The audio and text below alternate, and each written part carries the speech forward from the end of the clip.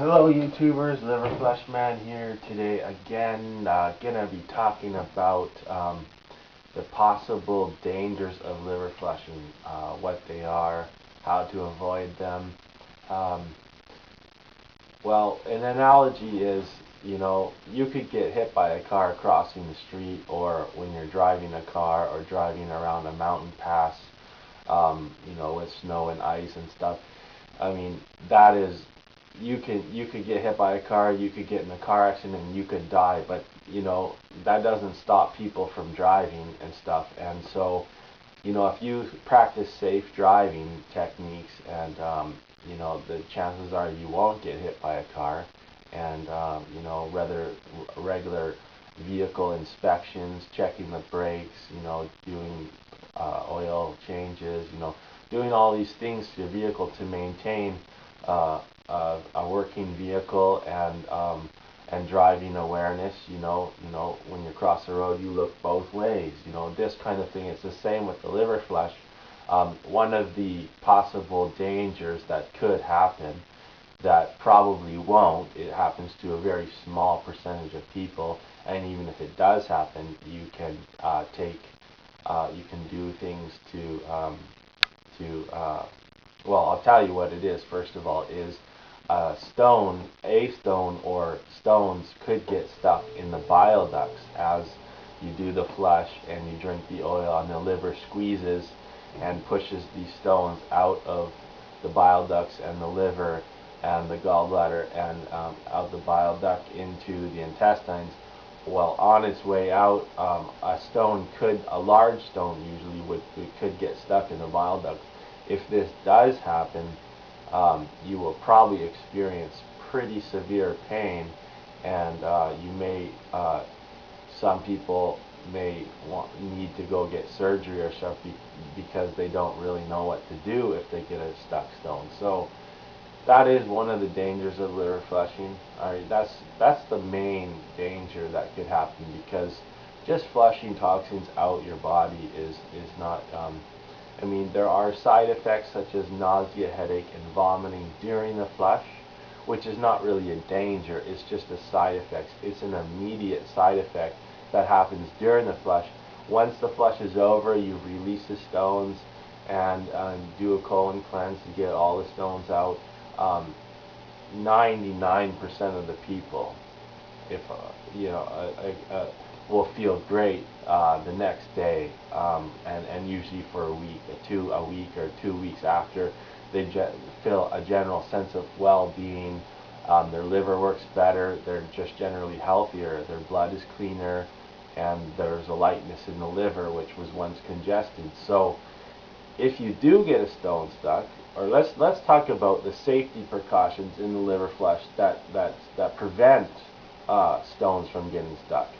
That is the reason why we use the coffee enema, and that's the reason why we use the niacin B3, which is vitamin B3, and as well as the Epsom salt. All right, these three ingredients. Oh, and the castor oil pack. All right, the castor oil pack around the liver. You put castor oil on the cloth, put it over your liver, and wrap it around with plastic wrap, and then put a hot water bottle and lay for an hour.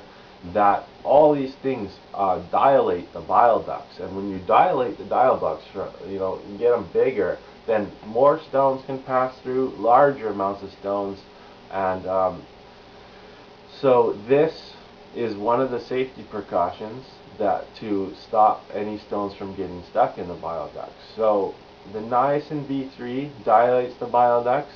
Alright, the coffee enema dilates the bile ducts as well, stimulates the liver to go into detox dump mode. It's like, say you eat McDonald's or something, you feel that cramping inside, and it's just, some bad food that is trying to get through the body, it's just trying to get through. So it's the same as the coffee enema. Your liver will kind of cramp up, but then because of all that cramping, it'll dump all those toxins and stuff out, and that's why the liver stimulates to go into detox mode. But as well, it dilates the bile ducts. So you've got the niacin B3, which is vitamin B3, which increases blood circulation in the blood. And if you take niacin, I mean, some people don't know, but because it increases circulation, especially in the joints, like here, and the neck, and the increased blood circulation will cause redness and itchiness of the skin. The no flush version of niacin is not the one you want to use for the liver flush, or not use in general. It is not really good for the heart. It is not good for the liver. It doesn't do the proper job. So you want the flush version of the niacin.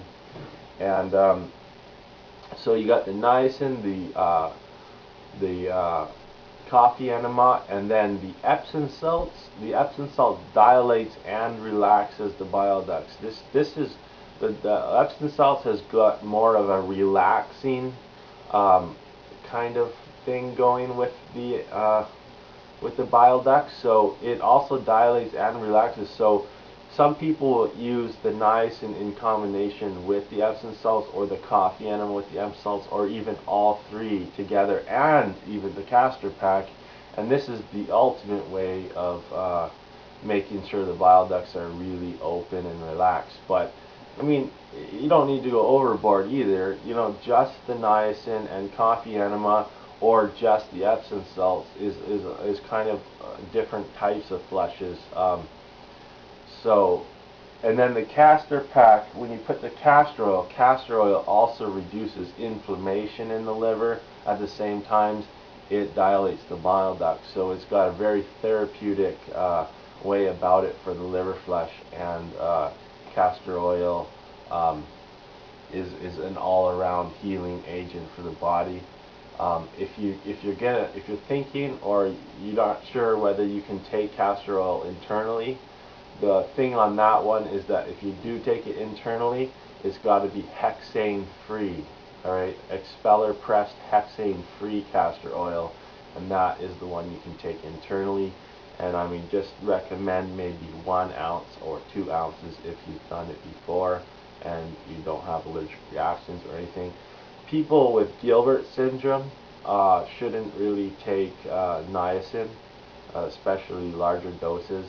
Niacin in itself is just vitamin D3. In large doses over a long period of time, it is actually toxic to the liver. But in these amounts, like the tablets come in 100 and 500 milligram tablets, and you can take those on a regular basis. 500 milligrams is not too much. I've experimented with higher doses in the thousands myself. Maybe not recommended for most people, but you know, through doing all those over 100 plus liver flushes, I developed intuition whether I could use that much milligrams and so and so. But in general, even 1,000 milligrams, if you only do it a few times or even a dozen times, it's not going to be toxic to the liver. And when used in combination with the liver flush, you're releasing these stones anyway, so it's really good for the liver. But recommended 100 to 500 milligrams of niacin when you do the liver flush.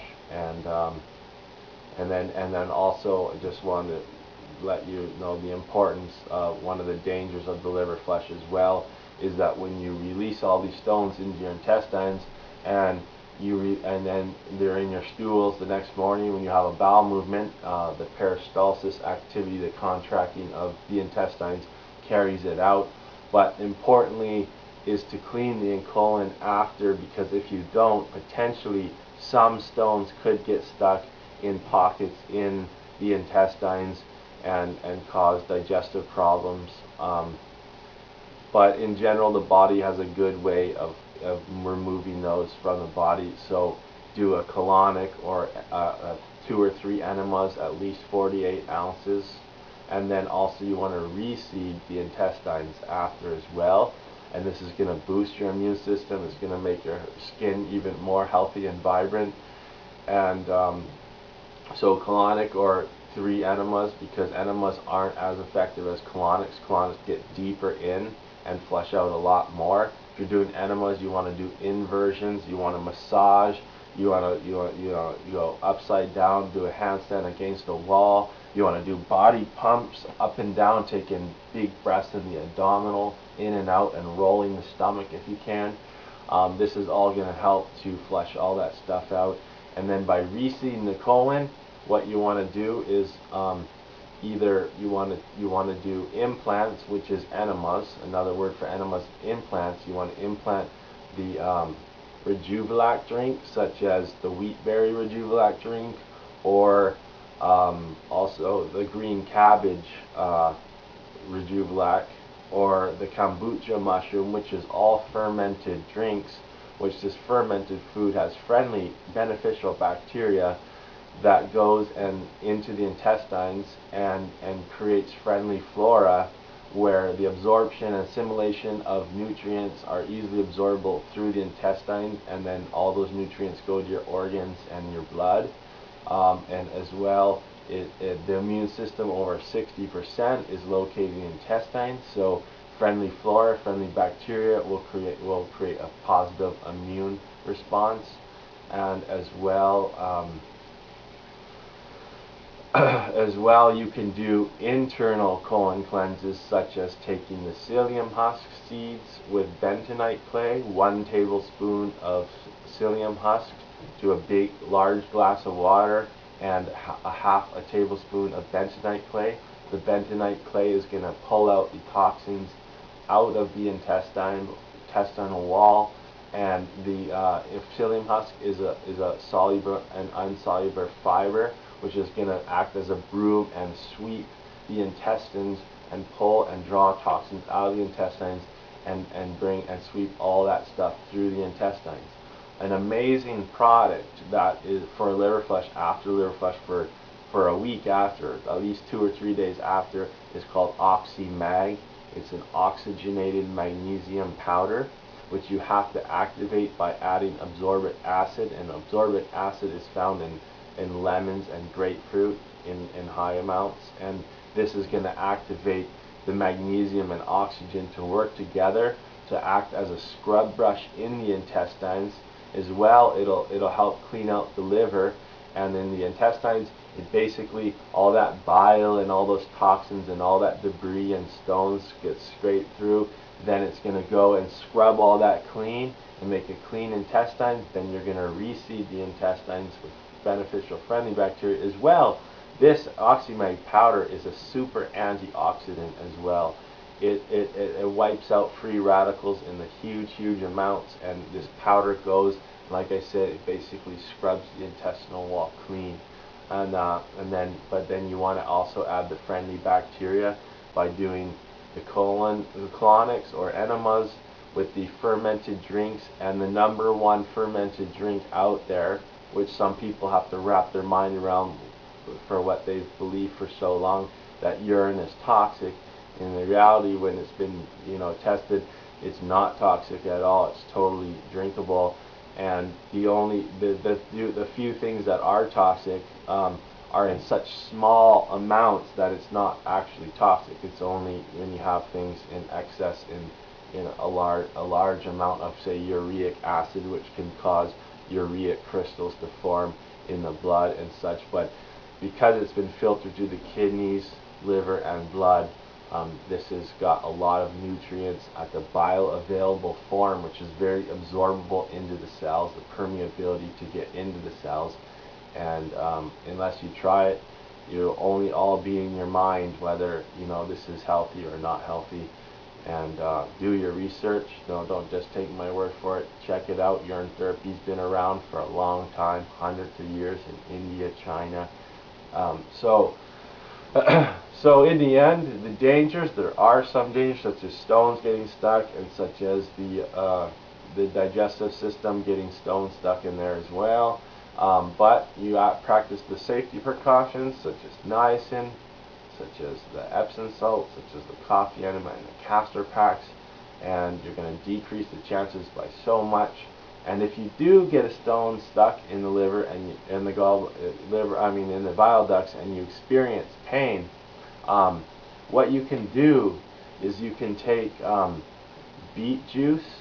All right, you can drink some beet juice, and that is also going to cause the bile to be produced, and help those stones. And then the same things that we talked about for the precautions. You just do do another coffee, do more coffee enemas, take a bit more niacin, take some Epsom salts, have some Epsom salts handy if you're not going to use Epsom salts, just in case a stone gets stuck, and the castor pack. So any of these things are going to dilate the bile ducts, allow the stones to pass through, and in some cases, maybe taking a couple ounces of olive oil will also help to push those stones through the bile ducts.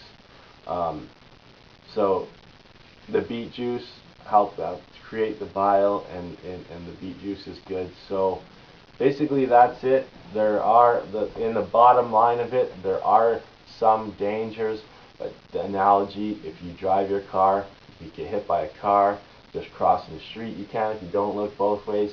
So many things in our life that we could easily die in any moment, with the risk we take, but you practice safety precautions, and the dangers are so small compared to the benefits that it's well worth doing it. And by the way, if anything ever does happen to you, it's not my fault. I mean, do this at your own risk. I'm telling you now, there are risks. They're really small. So if something happens, I've told you some safety precautions, things to do, and in the end, I can't be held accountable. So do this at your own risk, and the chances are small. So thank you. That's Liver Flesh Man and the dangers of liver flesh.